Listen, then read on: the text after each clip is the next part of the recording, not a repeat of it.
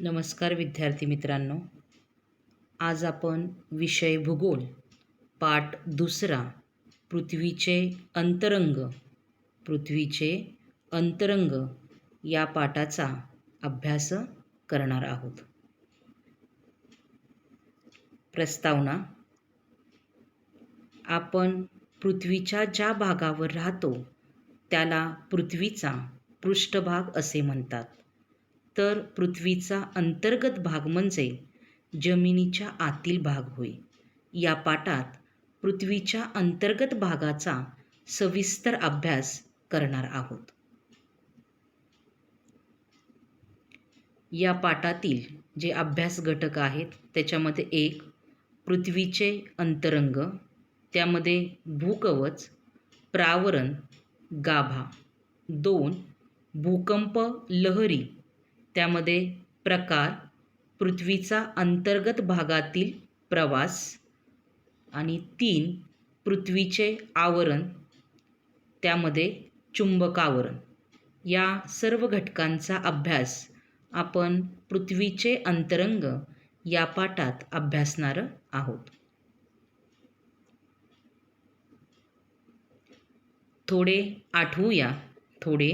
आठवूया की आपण मागील इयत्तांमध्ये तुम्ही खडकांचे प्रकार, ज्वालामुखी, भूकंप यांची ओळख करून घेतलेली आहे.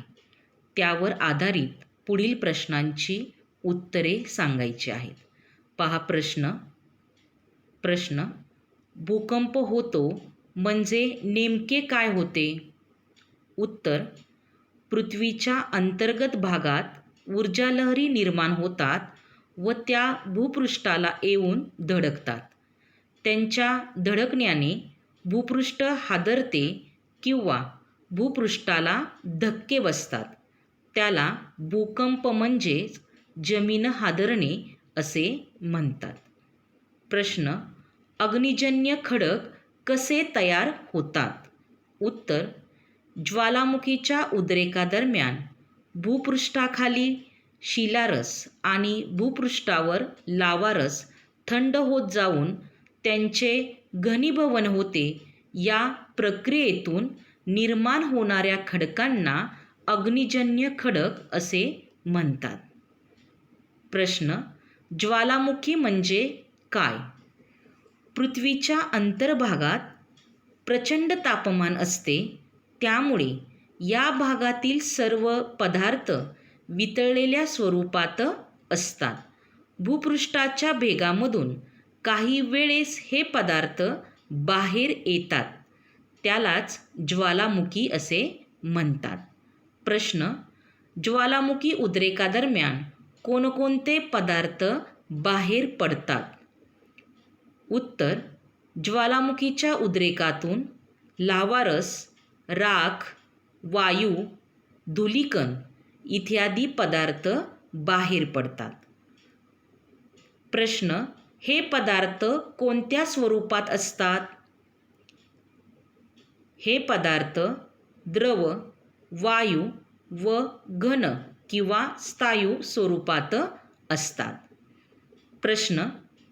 हे पदार्थ कोणत्या स्वरूपात असतात? तर हे पदार्थ द्रव, वायू व घन किंवा स्थायू स्वरूपात असतात. प्रश्न. हे पदार्थ थंड असतात की उष्ण असतात? हे पदार्थ उष्ण असतात.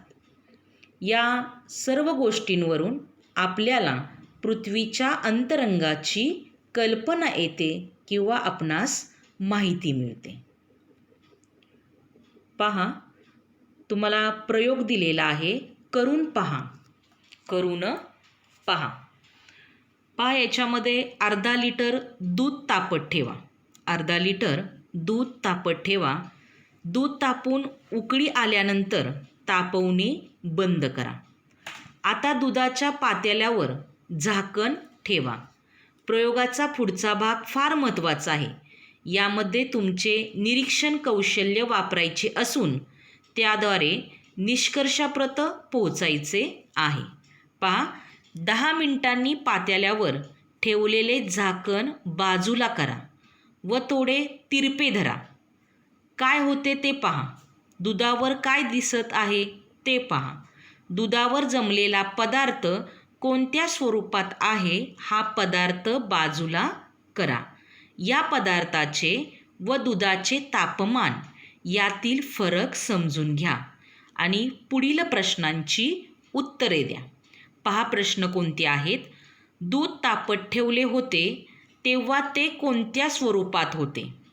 तर दूध तापत ठेवले होते तेव्हा ते द्रव स्वरूपात होते. उत्तर काय असणार आहे. दूध तापत ठेवले होते तेव्हा ते द्रव स्वरूपात होते. प्रश्न. दुधाला उकळी आली होती तेव्हा दुधातून काय बाहेर येत होते. दुधाला उकळी आली होती तेव्हा दुधातून काय बाहेर येत होते. उत्तर. दुधाला उकळी आली होती तेव्हा वाफ दुधातून वाफा बाहेर येत होत्या. दुधातून वाफा बाहेर येत होत्या. प्रश्न. पातेल्यावरील झाकणावर काय जमा झाले होते. उत्तर. पातेल्यावरील झाकणावर पाण्याचे कण जमा झाले होते. प्रश्न. दुधावर जमलेला पदार्थ द्रव की घन ते सांगा.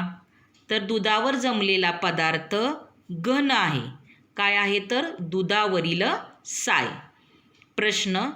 तो आतील दुधापेक्षा थंड होता की गरम होता. उत्तर. तो आतील दुधापेक्षा थंड होता.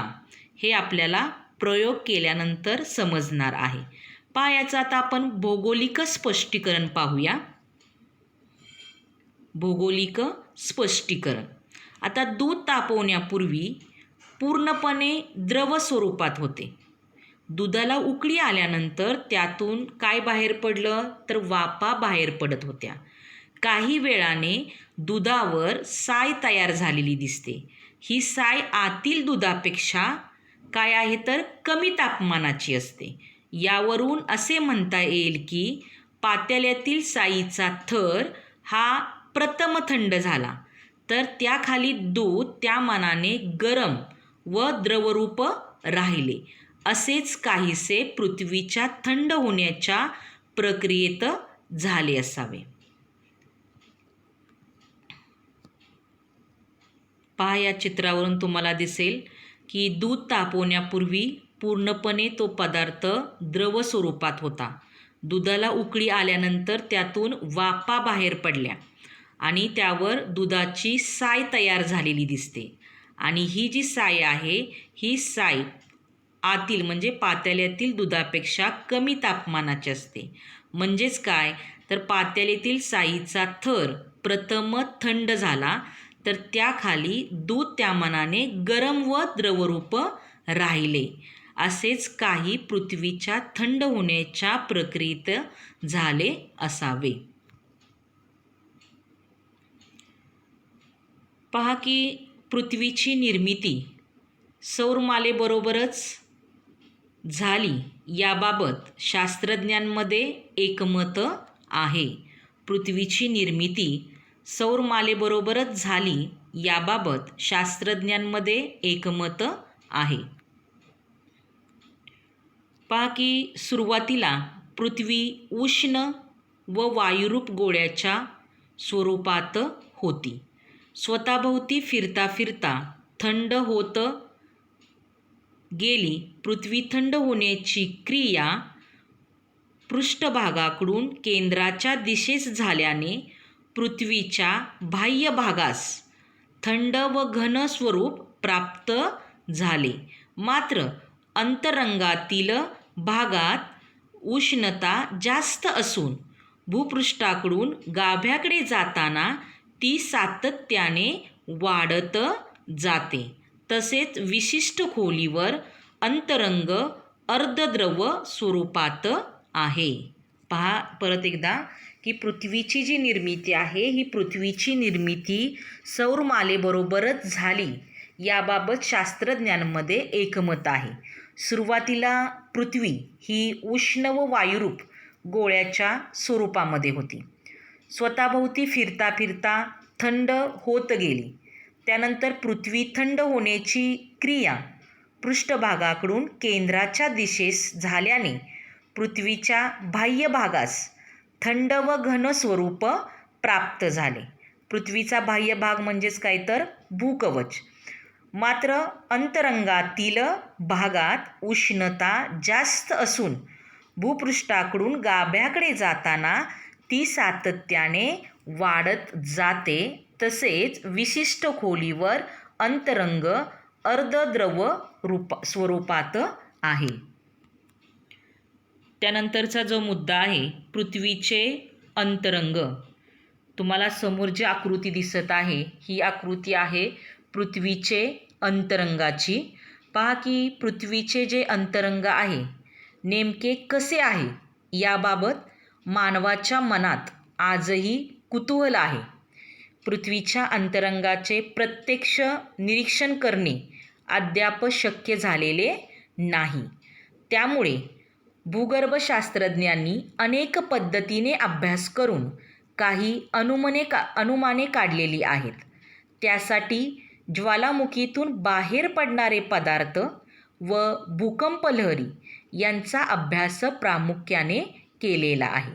ज्वालामुखीतून बाहेर पडणारे पदार्थ व भूकंप लहरी यांचा जो अभ्यास आहे हा अभ्यास प्रामुख्याने केलेला आहे. पहा या चित्रावरून तुम्हाला काय दिसते तर ज्वालामुखीच्या उद्रेकातून बाहेर पडणाऱ्या पदार्थात प्रचंड उष्ण लावारस, वायू, वाफ इत्यादी घटक आढळतात. लावारस थंड झाल्यावर त्यापासून अग्निजन्य खडक तयार होतात. त्याचबरोबर तापमान, घनता, गुरुत्वाकर्षण बल, दाब यांच्या अभ्यासातील अनुमानावरून अंतरंगाची रचना समजून घेता येते. उदाहरणार्थ खाणीमध्ये खोलवर गेल्यास तापमानात वाढ झाल्याचे आढळते. तसेच ज्वालामुखी उद्रेकातून बाहेर येणारा लावारस तप्त असतो. यावरून पृथ्वीचा अंतर्भाग उष्ण व प्रवाही असावा.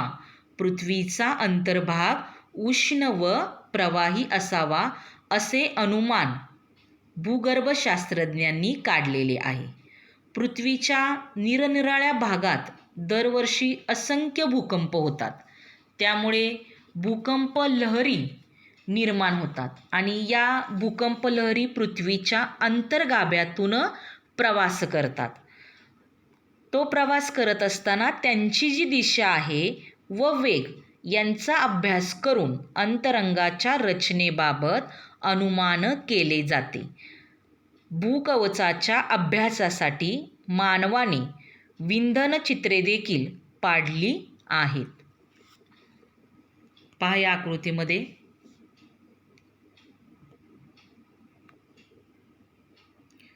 म्हणजेच आपल्याला काय म्हणता येईल तर पृथ्वीच्या अंतरंगाचे भूकवच, प्रावरण व गाभा हे 3 भाग आहेत आणि भूपृष्ठावर होणारे भूकंप व ज्वालामुखी उद्रेक, ज्वालामुखी उद्रेकातून बाहेर पडणारा तप्त शिलारस, वाफ यावरून पृथ्वीचा अंतर्भाग उष्ण व प्रवाही असल्याचे अनुमान काढण्यात आले आहे. पृथ्वीच्या भूकवचाचा अभ्यास करण्यासाठी मानवाने विंधन छिद्रे देखील पाडली आहेत.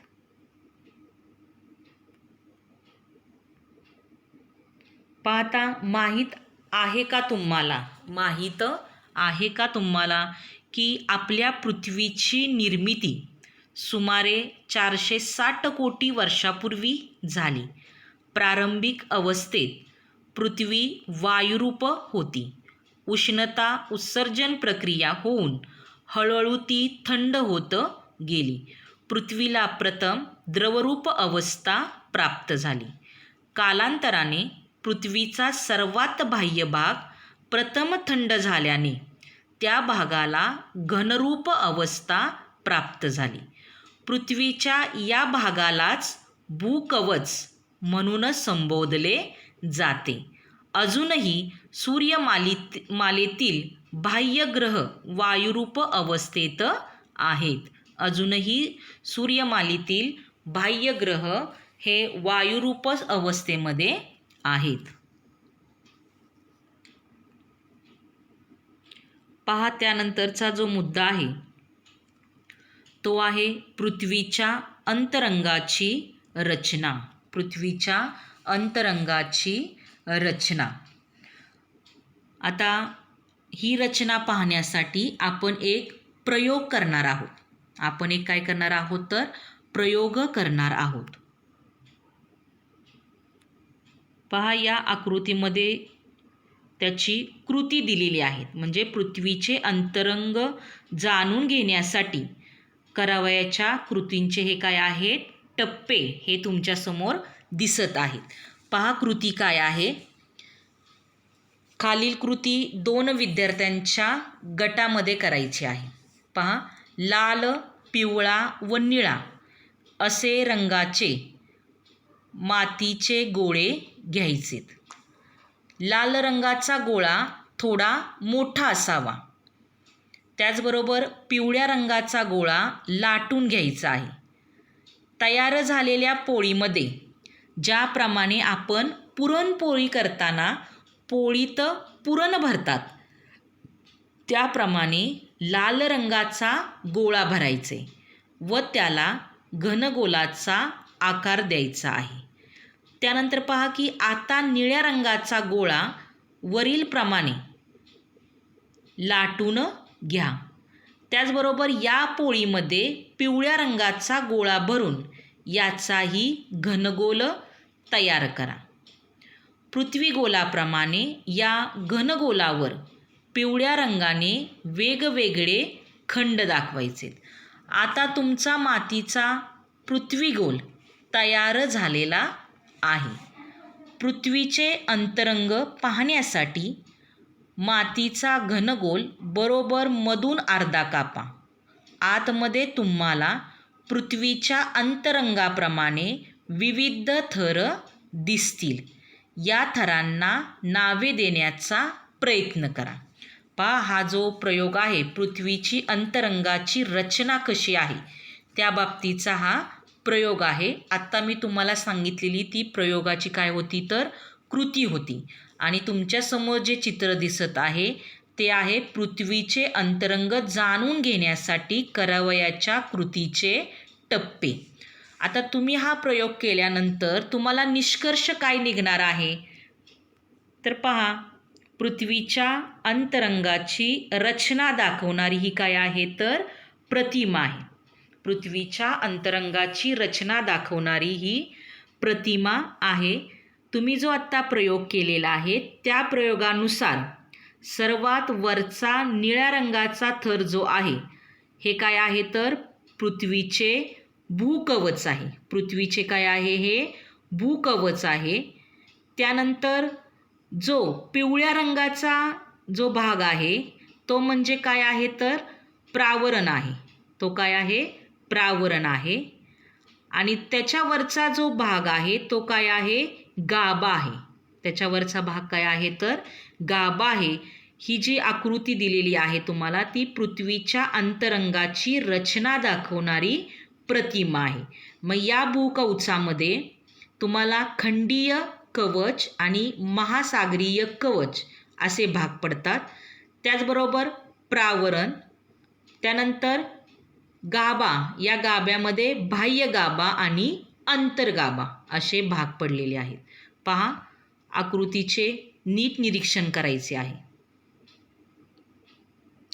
म्हणजेच काय या प्रयोगावरून आपणास काय समजते तर भूपृष्ठापासून गाभ्याकडे होणाऱ्या बदलात प्रामुख्याने तापमान, घनता यांचा समावेश होतो. या 2 घटकांमधील बदलांच्या अनुषंगाने पृथ्वीच्या अंतरंगाचे पुढील विभाग पडतात. भूपृष्ठापासून गाभ्याकडे होणाऱ्या बदलात प्रामुख्याने तापमान, घनता यांचा समावेश होतो व या 2 घटकांमधील बदलांच्या अनुषंगाने पृथ्वीच्या अंतरंगाचे पुढील विभाग पडतात. तुम्हाला ही आकृती आहे पृथ्वीच्या अंतरंगाची रचना दाखवणारी प्रतिमा. आता पहा आकृतीमध्ये काय दिलेलं आहे की पृथ्वीच्या अंतरंगाचे विभाग. पृथ्वीच्या अंतरंगाचे विभाग याच्यामध्ये 3 प्रकार आहेत: भूकवच, प्रावरण आणि गाभा. भूकवचामध्ये काय आहे तर खंडीय कवच आणि महासागरीय कवच. प्रावरणामध्ये काय आहे तर प्रावरणामध्ये 2 प्रकार आहेत: उच्च प्रावरण आणि निम्न प्रावरण. आणि गाभामध्ये बाह्य गाभा आणि अंतर्गाभा. पहा आकृतीचे व्यवस्थित निरीक्षण करा.